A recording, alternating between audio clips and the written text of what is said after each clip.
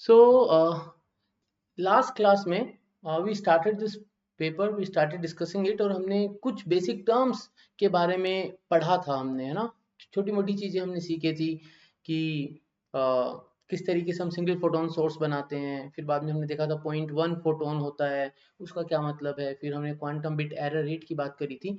आज थोड़ा आगे बढ़ते हैं। इस पेपर को हम देखेंगे, we will go in detail to the point, जहाँ तक हमारे को ये समझने में हेल्प करेगा कि quantum communication, space based quantum communication का मतलब क्या है। अब देखो यहाँ पे है ना, कुछ बहुत इंटरेस्टिंग एस्पेक्ट्स हमारे सामने आएंगे अभी अभी देख जो हम अभी देखेंगे। एक मिनट, थोड़ा ऊपर करता हूँ। So will start from this point, a high quality, right. अभी we are going line by line, word by word, है ना। हम line by line, word by word चल रहे हैं, तो हमने यहाँ तक पढ़ लिया, तब यहाँ से चालू करते हैं, है ना। So a high quality single photon source is a critical element. लेकिन हमने सिंगल फोटोन सोर्स यूज नहीं किया था, we didn't use single photon source. हमने वीक कोहेरेंट पल्स यूज करी थी, you can recall, right. We used a weak coherent pulse, है ना। तो हमने वो यूज किया था। अब देखो, ये पैराग्राफ हमें बताएगा कि ये जरूरी क्यों है। मतलब this is kind of a theoretical part जो हमें वैसे भी पता होना चाहिए। देखो, is a critical element in the realization, I will do one thing,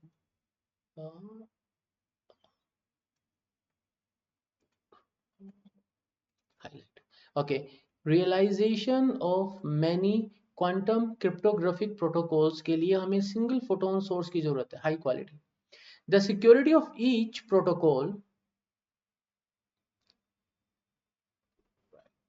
the security of each protocol is governed by quality of the single photon emission. Single photon emission मतलब we have such a control that हम एक एक photon को control कर पा रहे हैं। The multi photon pulse must be avoided. Now the question may come कि भाई सिंगल फोटोन पे ही क्यों इतना पुश कर रहे हैं? Why they are pushing for single photon? Multi photon pulses must be avoided. Why? क्योंकि due to the possibility of eavesdropping through a photon number splitting attack. अब ये क्या होता है? ये बहुत इंटरेस्टिंग चीज है ना। Let's see. तो देखो, मान लो QKD प्रोटोकॉल थोड़ा सा रिकॉल करते हैं। हमने बोला QKD प्रोटोकॉल में जो BB84 प्रोटोकॉल है, तो BB84 प्रोटोकॉल क्या कहता है? BB84 प्रोटोकॉल कह रहा है कि मेरे पास एक फोटोन है, उसको मैं या तो हॉरिजॉन्टल, वर्टिकल या डायगोनल, इसमें से किसी एक बेसिस से पास करता हूँ। और जब मैं उसको इस बेसिस से पास करता हूँ, तो उस बेसिस से पास करता हूँ तो उसकी पोलराइजेशन चेंज होती है। या तो उसकी पोलराइजेशन जो होगी वो हॉरिजॉन्टल होगी या वर्टिकल होगी, यहाँ पर डायगोनल होगी, या तो ये वाला या ये वाला। और मैं इनको 0 और 1 को इनके हिसाब से डिनोट करूंगा, राइट। नाउ अब मेरे पास जो पल्स आ रही है, उस पल्स में मान लो देयर आर 2 फोटोन्स, और वो दोनों फोटोन इस सेटअप से पास हुए, है ना। इस सेटअप से पास हुए 0 और 1 को, मैंने इसको क्यूबिट के जैसे डिनोट करना चाहे, इंफॉर्मेशन को 0 और 1 को करा, और with the help of polarization की मदद से मैंने उसको डिनोट करने की कोशिश की। और लेट्स अज्यूम दोनों इस प्रोसेस से पास होते हैं, and they undergo this process and they start carrying the information, कि 0 है या 1, वो इंफॉर्मेशन वो कैरी करने लग गए। नाउ इफ लेट्स से कोई ईव्स ड्रूपर आता है, ईव आता है ना, और वो इसको ट्रैक करना चाहता है। अब मेरे पास यहाँ पर सिंगल फोटोन सोर्स नहीं है, अब ये मल्टीपल फोटोन्स हैं।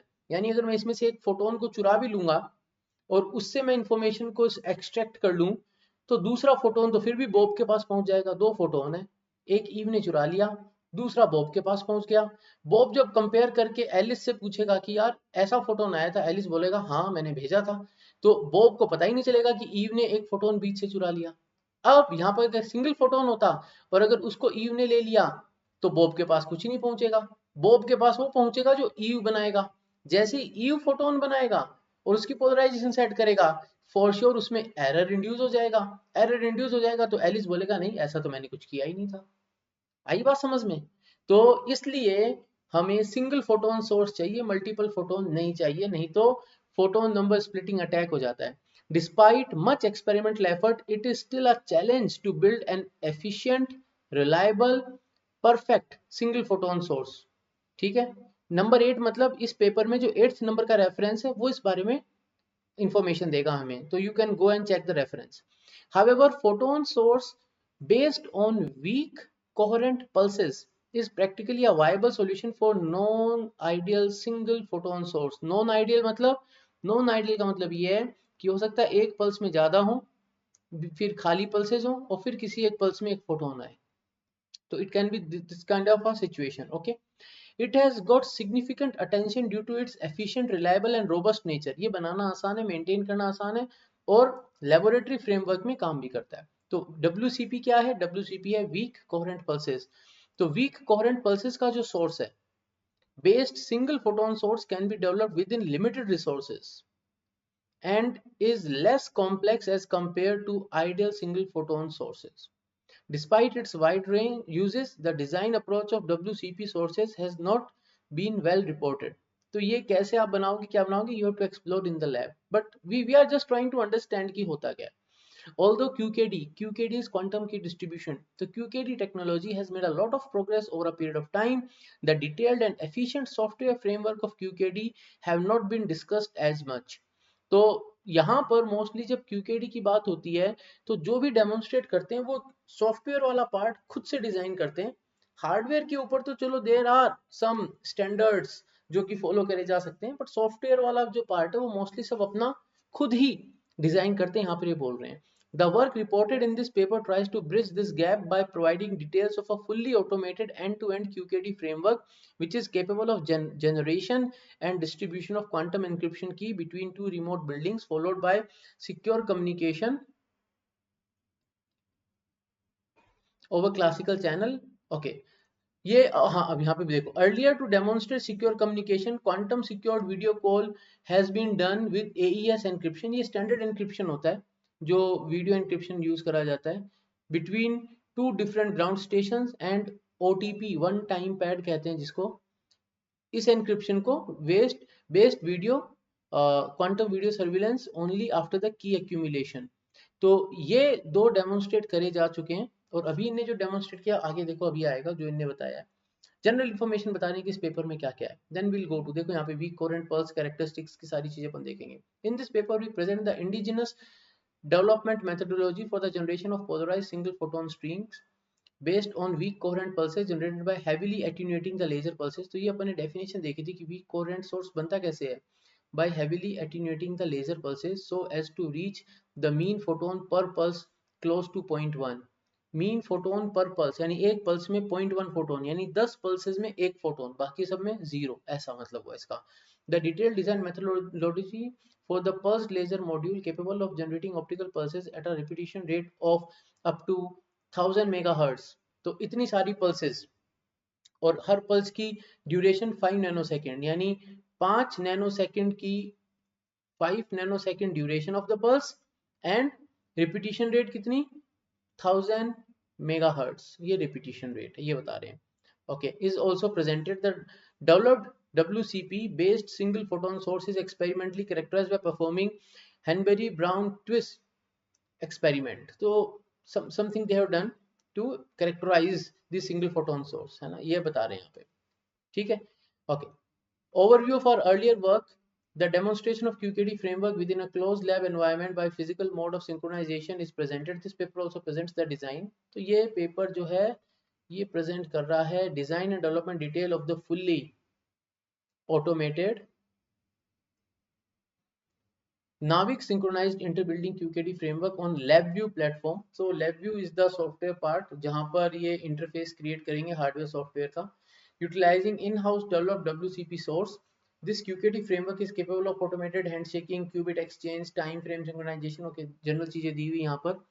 फिर देखो क्या बता रहे हैं. The performance of QKD framework is validated by demonstrating BB84 protocol demonstrate किया है over a distance of 300 meter of atmospheric channel and achieved 300 kbps of secure key rate with quantum bit error rate less than 3%. अपन ये सब already discuss कर चुके हैं, right. And obviously यहाँ पे इन्हें बताया है कि video calling app QVIC encrypted by quantum key and can function at the same time along with QKD. ने ये डेमोन्स्ट्रेट किया है। एंड देन यहाँ पर ये बता रहे हैं द अदर डिफरेंट की technologies of satellite based quantum communication SQBC satellite based quantum communication program like development of polarization compensation module entangled photon source pointing acquisition tracking mechanism time tagging and synchronization are also presented along with their design detail। ये क्यों जरूरी है अब देखते हैं। तो पहले हम पोलराइज करेंगे, फिर अगर कुछ लॉस हुआ है तो पोलराइजेशन का कंपनसेशन किया जाएगा। देन एंटेंगल्ड फोटोन सोर्स हमें चाहिए, क्योंकि हम जब बात करें स्पेस बेस्ड कम्युनिकेशन की तो मान लो एक स्पेसक्राफ्ट है, एंटेंगल्ड फोटोन है, एक को भेजेगा एलिस को, एक को भेजेगा बॉब को, तो दोनों एंटेंगल्ड होंगे तभी तो हम क्वांटम की दोनों को एक साथ दे पाएंगे। ठीक है, पॉइंटिंग एक्विजिशन एंड ट्रैकिंग, लेकिन सैटेलाइट स्पेस में है, स्पेस में जो सैटेलाइट है तो मेरे पास जो ग्राउंड स्टेशन होगा वो सैटेलाइट को जब ट्रैक करेगा उसकी साइड पॉइंट करेगा, तो जस्ट थिंक कि सैटेलाइट मान लो लो अर्थ ऑर्बिट में भी है तो तकरीबन 600 किलोमीटर ऊपर है। 600 किलोमीटर ऊपर एक सैटेलाइट है। सैटेलाइट कोई ऐसा थोड़ी ना होगा 3-4 किलोमीटर बड़ा सैटेलाइट होगा। एक सैटेलाइट होगा मे बी बड़े से बड़ा भी अगर अपन मान लो बहुत बड़ा सैटेलाइट भी हम अगर लगाते हैं क्वांटम कम्युनिकेशन के लिए कि भाई इसके ऊपर बड़े बड़े एंटीनाज लगा सकें, तो भी may be around half the size of a room, but then वो भी 600 किलोमीटर ऊपर जाएंगे तो it becomes a point source. तो इसलिए मुझे उसको एग्जैक्टली पॉइंट करना होगा, क्यों? नहीं तो जो इन्फॉर्मेशन मेरे को मिल रही है अगर मैंने उसको कैप्चर नहीं किया प्रॉपरली तो my photons will be lost, right. ये सैटेलाइट है, ये एक मेरा है ग्राउंड स्टेशन, एक मेरा ग्राउंड स्टेशन इधर है, ये दोनों को फोटोन्स भेज रहा है और मैं कैप्चर ही नहीं कर पाया इन फोटोन्स को जो आ रहे हैं, तो माई फोटोन्स आर लॉस्ट।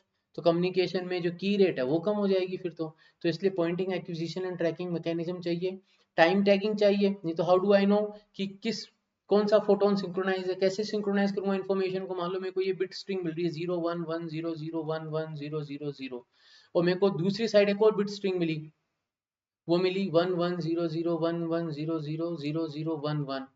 अब अगर मैं सिर्फ काउंट करूंगा कितनी बिट है उससे तो काम नहीं चलेगा, क्योंकि ये यहाँ पर तो कुछ भी नहीं था जहाँ पे मेरे को ये इन्फॉर्मेशन मिल रही है, यहाँ पर कुछ भी नहीं है जब मेरे को ये इन्फॉर्मेशन मिल रही है, तो सिंक्रोनाइज तो खाली यहाँ से यहाँ तक ही हुआ ना, ये सिंक्रोनाइज हुआ।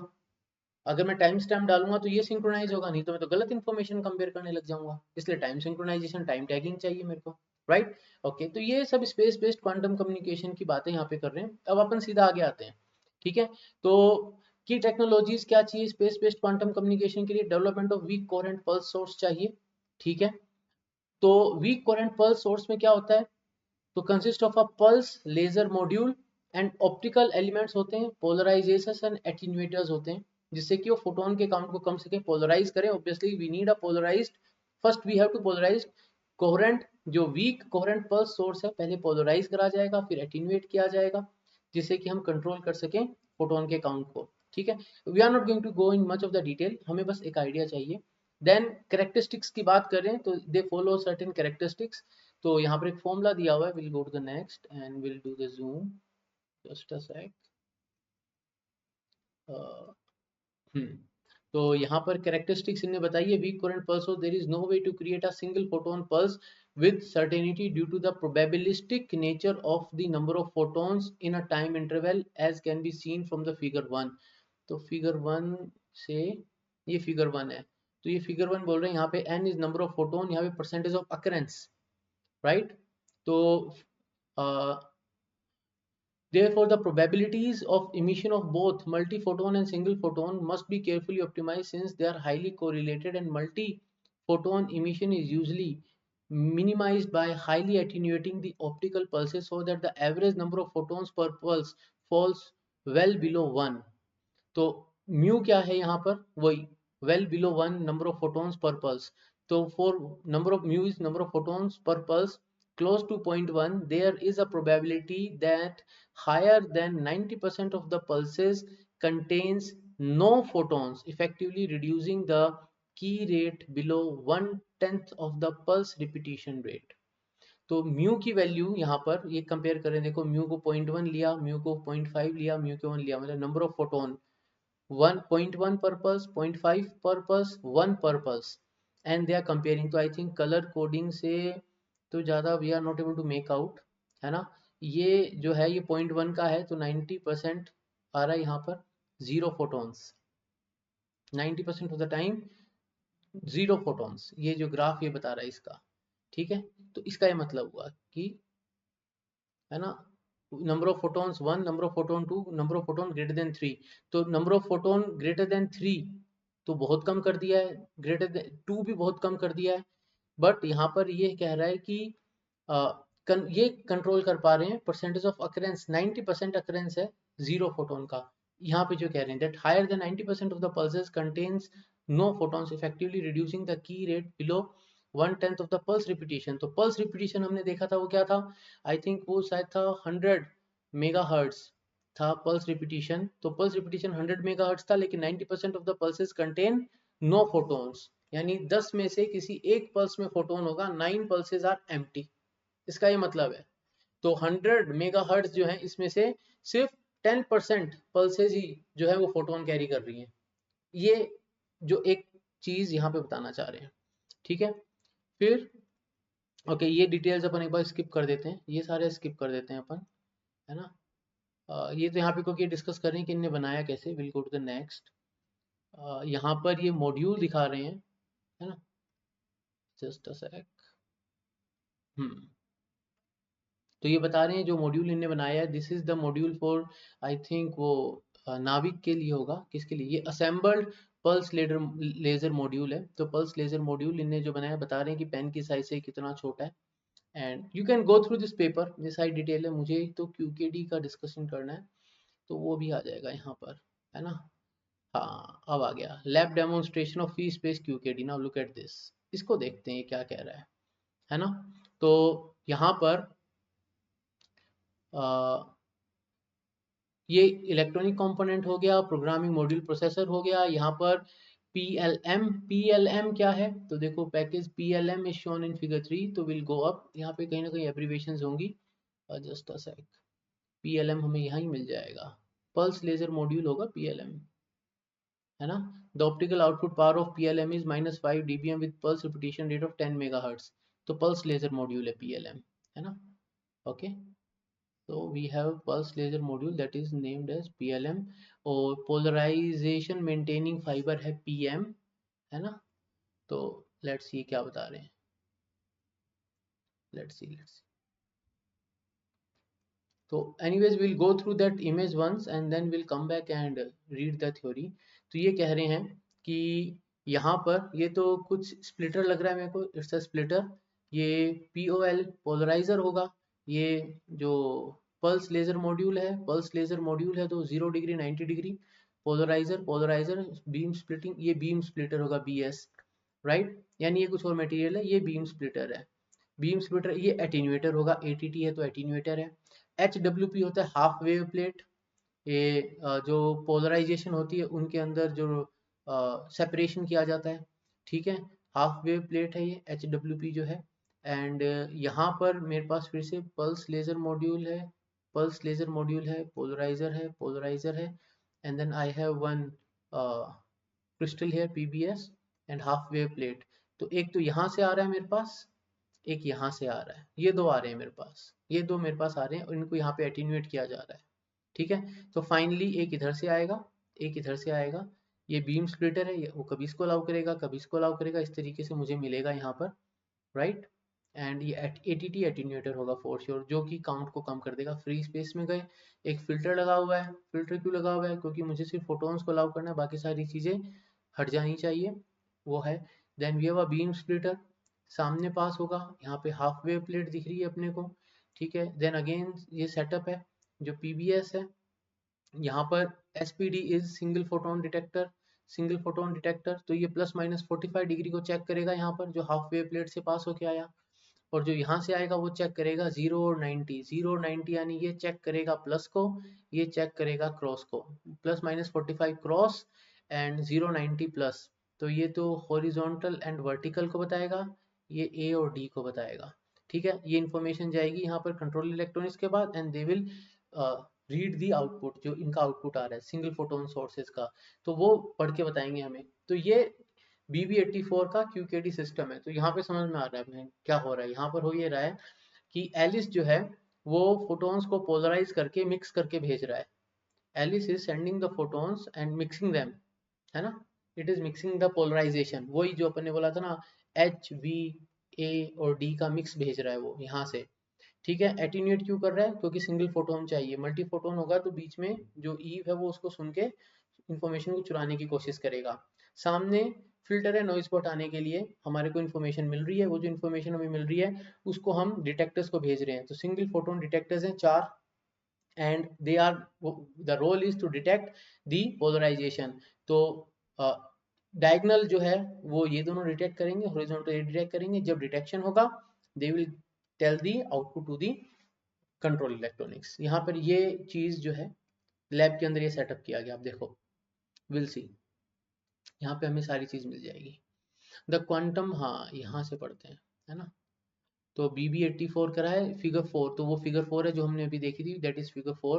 कंसिस्ट ऑफ क्वांटम ट्रांसमीटर, वो एलिस हुआ, क्वांटम रिसीवर बोब हुआ, और TCP/IP लैन कनेक्टेड है, ठीक है। और 2 मीटर के गैप पे ये करा था इन्हें। Quantum transmitter part of the QKD test setup works on the weak coherent pulse based on single photon generation technique, PLM। ये PLM है, जो पल्स लेजर मॉड्यूल है ये PLM है। A train of linearly polarized optical pulses at 785 nanometre wavelength. तो इस particular wavelength के जो है, मतलब जो फोटॉन्स आ रहे हैं उनकी ये वेवलेंथ है। The two basis set rectilinear plus minus diagonal, ठीक है, are formed using half wave plate, half wave plate use करी जाती है, एंड पोलराइजेशन बीम स्प्लिटर्स को यूज किया जाता है, PBS जो है, इनको यूज करके we get this 0 degree, 90 degree, -45 degree, +45 degree. ये 4 पोलराइजेशन के सेट्स हम स्टेट हम जो है वो क्रिएट कर देते हैं, ठीक है। Laser pulses are then strongly attenuated using set of ND filters. तो ATT से जो रिप्रेजेंट कर रहे हैं they are attenuators, so as to adjust the average number of photons per pulse is 0.1, यानी 10 में से किसी एक के पास होगा। और जो लेजर पल्सेस है वो ऑपरेट कर रही हैं 10 मेगाहर्ट्ज पल्स रिपीटिशन रेट पे, राइट। और ट्रिगर करने के लिए, कंट्रोल करने के लिए we have the control and triggering electronics. Quantum receiver part पे क्या है, SPD, ये है single photon detector modules, passive optical components, FPGA module along with the time tagging electronics to cut down the environmental noise level. The incoming photons are first received using a band pass filter। तो band pass filter of 5 nanometre है, full wave, half full wave and HM, I think this is full wave half maxima, मेरे को तो शायद this is what it will be bandwidth, right. The incoming photon then passes through a 50-50 beam splitter which directs it with equal probability to any one of the two measurement bases। यानी ये random allocation हो रहा है यहाँ पर, है ना, 50-50 chances में।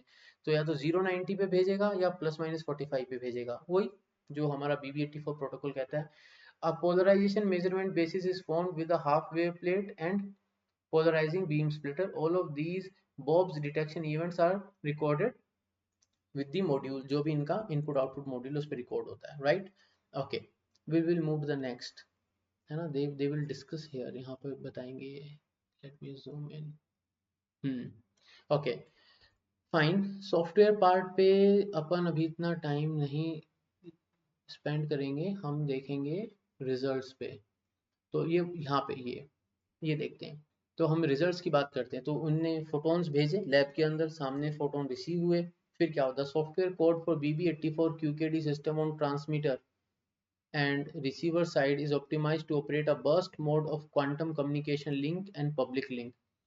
The 1 second burst are dedicated for quantum communication. A 1 second burst, the shifted key, now you can recall shifted key क्या था। तो जब एलिस एंड बॉब डिटेक्शन कर लेते हैं, देन दे कंपेयर, कि हमने जो मेजरमेंट किया उसे वो कंपेयर करते हैं एक दूसरे से, एंड उसमें से जो मैच करता है उसको तो रखा जाता है, और जो मैच नहीं करता है उसको डिस्कार्ड कर दिया जाता है, ठीक है। इसको शिफ्टेड की कहते हैं। तो ये कह रहे हैं कि सब कुछ करने के बाद शिफ्टेड की जनरेशन है 300 kbps का, एंड फाइनल की रेट है 155 kbps। क्यों, शिफ्टेड की जो है उसके अंदर भी एरर आ सकता है। तो शिफ्टेड की क्रिएट करने के बाद देन एक छोटा सा सैंपल जो है बॉब जो है वो एलिस को भेजता है to check for the error rate.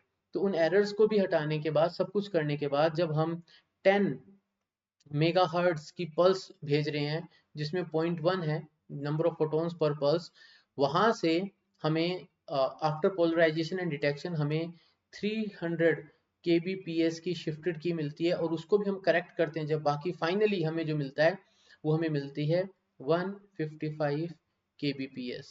So this means effectively सीधी बात यह है कि 10 मेगाहर्ट्ज से हम 155 kbps पे आते हैं, किलोबिट्स पर सेकंड पे.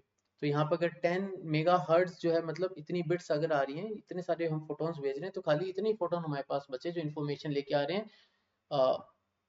क्रिप्टोग्राफिक इन्फॉर्मेशन जो है, जो की है जो हमें यूज करनी है, वो इतनी ही बची है हमारे पास. Right. The final key is calculated after performing error correction, privacy amplification procedures for all the iterations where eavesdropper is found absent. जिसमें ईव्सड्रॉपर नहीं है उन सारे केसेस के लिए जब एरर करेक्शन और प्राइवेसी एम्प्लीफिकेशन कर दिया जाता है, then it was found out कि फाइनल की रेट जो थी, शिफ्टेड की रेट वो थी जो पहली बार दोनों की मैच करती है, फाइनल की रेट उसकी ऑलमोस्ट आधी हो गई. राइट. ओके. तो ये मेन चीज है जो हमें देखनी थी. अब यहाँ पर I think they are going to discuss, हाँ ये रहा. और इन्हें देखा क्योंकि लैब के अंदर था तो quantum bit error rate has to be very low, क्योंकि लैब के अंदर था तो वो 1.2% से भी कम आई. 5 से 10% अगर है क्वांटम बिट एरर रेट, मतलब दोनों आमने सामने जब हमने फोटॉन्स के पोलराइजेशन को डिटेक्ट किया, फिर बाद में जब बॉब एलिस को वापस फोटॉन्स की पोलराइजेशन की इंफॉर्मेशन भेजता है, तो वो 5 to 10% के फोटॉन्स का लॉस हो सकता है बिकॉज ऑफ दैट एरर, तो वो चलता है. यहाँ पे तो 1.2% था, ठीक है. लेकिन अगर ये देखो, अगर एक्सपेरिमेंटल रन करा जाए और ईव्स ड्रूपिंग करी जाए तो QBER जो है वो अराउंड 25% बढ़ जाती है. और ये एक्सपेक्टेड वो है कि 25% तक अगर आ रही है, इतनी ज्यादा आ रही है, यानी someone is listening to you in the quantum channel, तो drop it. Just drop the communication and start sharing the keys again. ठीक है. Successful quantum key generation and distribution, एक इमेज फाइल भेजी गई थी encrypted using the quantum key Alice के PC से, transmitted to Bob's PC. और कैसे भेजा था, वही मतलब एक तरीके से लैन कनेक्टेड थे जो इधर से उधर उसको भेज दिया टीसीपी आईपी प्रोटोकॉल से. और फिर वो जो इमेज थी उसको बॉब ने जो क्वांटम की जनरेट करी उससे उसको डिक्रिप्ट किया गया एंड देन चेक किया गया कि इज इट द सेम. सो इस तरीके से डेमोन्स्ट्रेट किया था इसरो ने when they demonstrated in the lab. Right. Fine. From the lab now they move to the inter building. ये 300 मीटर दूर एटमॉस्फेरिक चैनल यूज किया गया था. अभी तो क्या ना लैब के अंदर था, अभी एटमॉस्फेरिक चैनल यूज किया गया था. And then they demonstrated the free space QKD. Okay, so this we will discuss in the next lecture.